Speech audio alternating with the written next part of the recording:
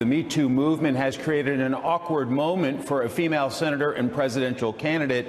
New York Democrat Senator Kirsten Gillibrand has been a proponent of believing women when they make these kind of sexual harassment allegations. But now a woman in her mid-20s, it's been revealed, quit her job in protest over the way Gillibrand's office handled her complaint. And the former staffer was critical of Gillibrand for not living up to her own standards.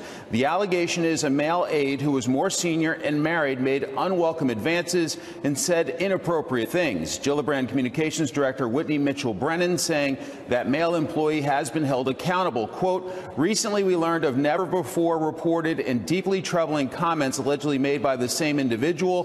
The office immediately began another investigation and interviewed relevant witnesses, which has led to the office terminating the employee from staff last week. These kind of issues have been front and center since Gillibrand has been in the U.S. Senate. This is a moment about all of you. Undermining our country. All of you are speaking truth to power because you care about the future. You care about our children. You care about who is leading this country and who sits at the highest court in the land. And Gillibrand spent much of last summer urging her colleagues to update what she considered the antiquated sexual harassment system here on Capitol Hill. So New York Senator and likely 2020 Democratic presidential candidate Kirsten Gillibrand says she expects bipartisan support for the Green New Deal. President Trump and many Republicans call that progressive proposal way too radical, but Gillibrand says there are many aspects to it that should appeal to the GOP. Watch. So you think there's common ground on a Green New Deal and Medicare for all? You think you can get Republican votes for that? Yes. And this modern Republican. Can I tell you why? Because I believe it. So the Green New Deal is three things. These are not new ideas. It is infrastructure, which is widely bipartisan. More money for mass transit, more money for electric grids, more money for rural water supplies, roads, bridges, everything. The second piece of the Green New Deal is jobs. It's all about training people to do wind, solar, geothermal, hydropower, biofuels. And we do that in New York. And joining me now is Gerard Baker, editor-at-large for the Wall Street Journal. It's good to have you here. The president has a different take, and he talked about it on Saturday. Watch this. When I look at what's happening on the other side, I encourage it. I say, no, I think the new Green Deal, or whatever the hell they call it,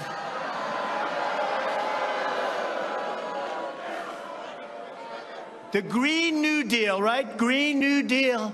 I encourage it. I think it's really something that they should promote. So, Jerry, she wants to talk about the policy. He wants to talk about the politics, and we're entering a presidential election. How do you see it? I mean, I think, look, there might be some Republican support for some of the proposals that she said. The Green New Deal, though, as an idea and as a package, talking to Republicans in Washington the last few days, they are licking their lips at the prospect of running against Democrats who are pushing for this. It is a big new set of government programs. That's what it amounts to. Some of those things, again, may be individually popular, but on the whole, as a huge expansion of the government role in the economy, alongside Medicare for all, alongside higher tax rates, alongside some new regulations. The Republicans and the Democrats keep talking about socialism, and there are people in the party who describe themselves as socialists. The Republicans that I speak to think this is a golden opportunity for the Republican Party in 2020, because they'll be running against a party that could be running for the largest expansion of the federal government in U.S. history, certainly since the Great Society and possibly since the New Deal. And they think that's not a winning message in some of those key states. Well, and it's so strange, too, because of the way, just from a communication standpoint, as I sometimes look at things, the way that it was rolled out. You have a firebrand of a new Congresswoman, Alexandria Ocasio-Cortez, joining up with a veteran of the Senate, Senator Markey of Massachusetts, and they just kind of flopped this thing out there, and I don't think that they realized that it would take off like it did. No, I think that's right. I think it sounds like a catchy thing. By the way, you know, Green is very much in tune with where the Democratic Party is, very keen on environmental protection measures, by the way, as are some Republicans. Sure. But yes, but the scale of it, and if you look at it in detail, and again, it hasn't been completely fleshed out, but if you look at some of the major proposals and you put it in the context of where the Democratic Party is headed in terms of what it believes the role of the state should be, of the federal government should be, it does just look like a massive expansion of government programs. It sure does. And it looks like a kind of And socialism. talking about that, of course, Social Security is always an important issue to talk about and a lightning rod. The Wall Street Journal editorial board writing today, memo to young workers, the Democrats you recently elected want to raise Social Security benefits for retirees while taxing you more to to pay for it.